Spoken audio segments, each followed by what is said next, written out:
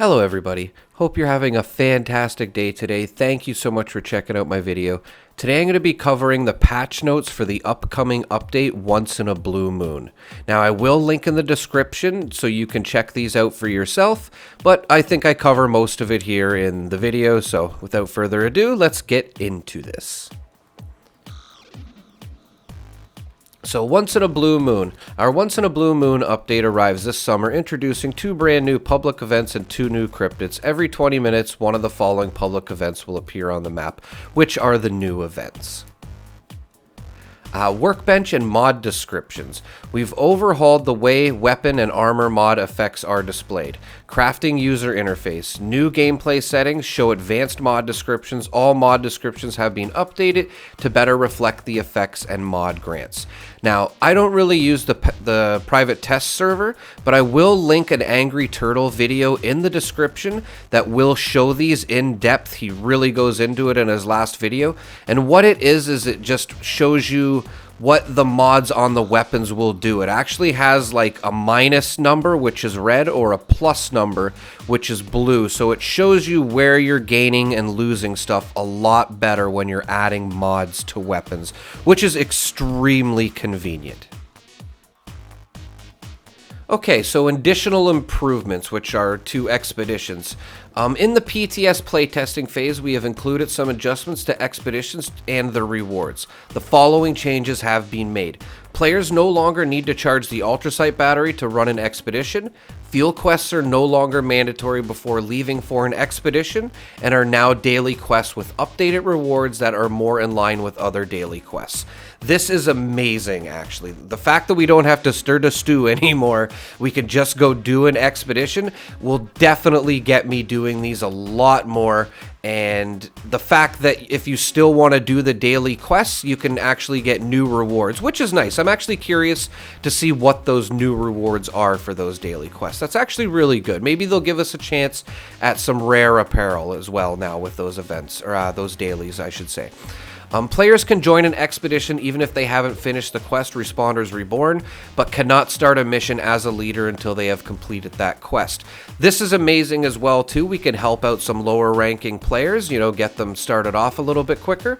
Ashes to Fire now grants increased stamps and legendary items. That's amazing. It definitely should. It will give me, a reason to go do that one, because it's like twice as hard as doing the other one. So it just makes sense that they give us increased rewards. So awesome. We've reduced the cost from vendors on their items, which is, like the Auto Axe and the Union Power Armor. They've almost halved the prices. So just for example, the Auto Axe used to be 1,000 stamps. I think it is about 500 stamps now, which is absolutely amazing. Good on Bethesda for finally changing that, because I think that was just a little bit ridiculous, if I'm being honest. So we were saying earlier that they did add a lot of stuff to the weapons workbenches when you're modding weapons. This is basically the stuff that they added. So AP cost and damage over time effects are now shown. We've added new icons to replace the plus and minus indicators when crafting new items. Changes when modding are now color coordinated. Like I said, it's red if it's lowering an effect, and it's blue if it's plussing an effect. Like I said, I will link an Angry Turtle video in the description if you want to see this in, as a visual, because it is on the private test server currently. Set bonuses now have an icon indicator next to the effect description. Legendary effects now have a legendary star icon next to the effect description.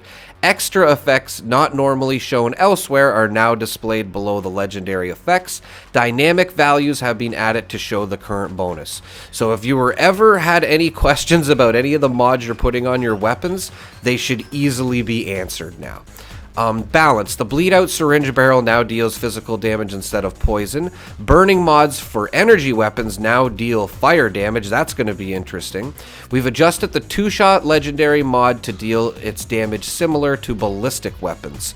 So that's going to be extremely interesting to test out when the update comes out. I'm sure Angry Turtle will test that, you know, to the limits, and it'll be nice to see if that two-shot effect is a lot better. I'm actually hoping that it'll maybe make it, you know, useful on like the Enclave Plasma Flamer or even just the regular Flamer, because if you don't know, the two-shot effect on those two weapons almost literally does nothing.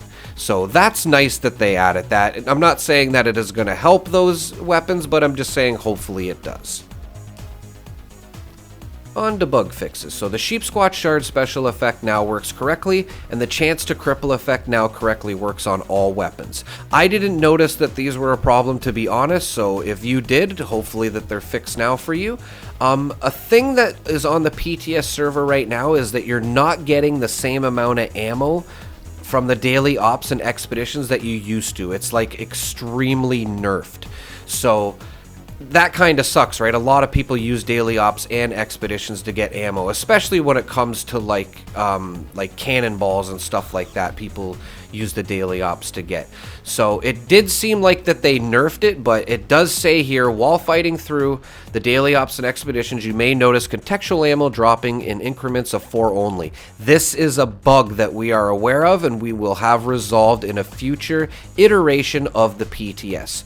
So they just came out and said that this is not correct and that they will be fixing it so you can get the same amounts of ammo that you used to be able to get, which is amazing because, myself included, I do go into the daily ops to get fuel as ammo. That way I can save, you know, my oil and copper, which is extremely nice. So yeah, the update definitely looks very, you know, pleasing to me, I would say. I'm looking very forward to fighting the new cryptids and doing the new events. And like I always say, man, this game just gets better by the day. You know, I can understand, you know, people being upset because of the launch, you know, I understand. But this game has come so far at this point. I don't know how people can hate on it. It's just getting better by the day. And of course, this is just my opinion. If you want to hate the game, I love you. Thank you so much for watching. And yeah, that's pretty much it for the video, everybody. Let me know in the comments what you think, or if you're looking forward to any of these updates and or patches. And of course, I love hearing from all of you, and I'll get back to you as soon as I can. Thank you so much for watching my video. Have a great day.